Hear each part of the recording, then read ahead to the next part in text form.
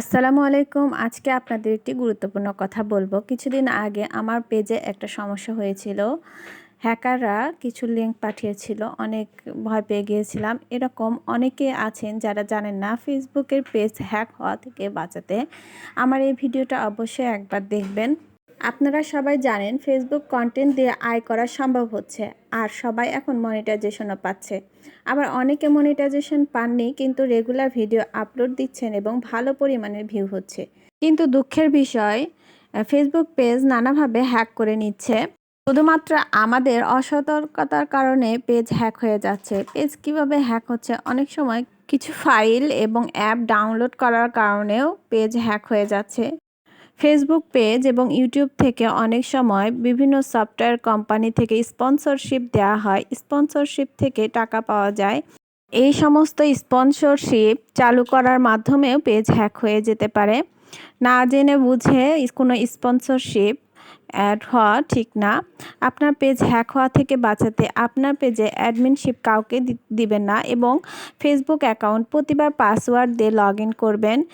আর যেখানে সেখানে থেকে কোনো অ্যাপ ডাউনলোড করবেন না। শুধুমাত্র প্লে স্টোর থেকে অ্যাপ ডাউনলোড করবেন।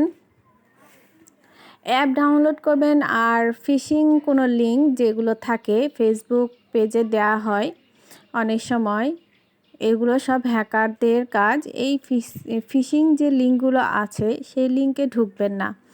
আমরা যারা নতুন আছি, নতুন কন্টেন্ট ক্রিয়েটার, তারা সবাই অনেক সময় ভয় পেয়ে যায় এবং লিঙ্ক দেখে সাথে সাথে আমরা লিঙ্কে ক্লিক করি। লিঙ্কে ক্লিক করা মাত্রই আমাদের পেজটা হ্যাক হয়ে যায়।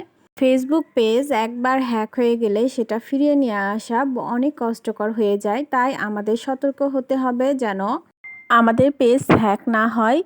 আর উপরে যে কথাগুলো আমি বলেছি এই কথাগুলো অনুযায়ী কাজ করলে অনেকটাই আপনার পেজ হ্যাক হওয়া থেকে আপনি রক্ষা করতে পারবেন। তাই আমরা সবসময় ফেসবুক পেজে অ্যাডমিন আইডিতে ঢুকতে চাইলে বারবার লগ ইন করে ঢুকবো এবং সতর্কভাবে পেজ চালাবো। নিজের ফোনে কখনোই পেজ বা অ্যাডমিন আইডি লগ ইন করে রাখবো না।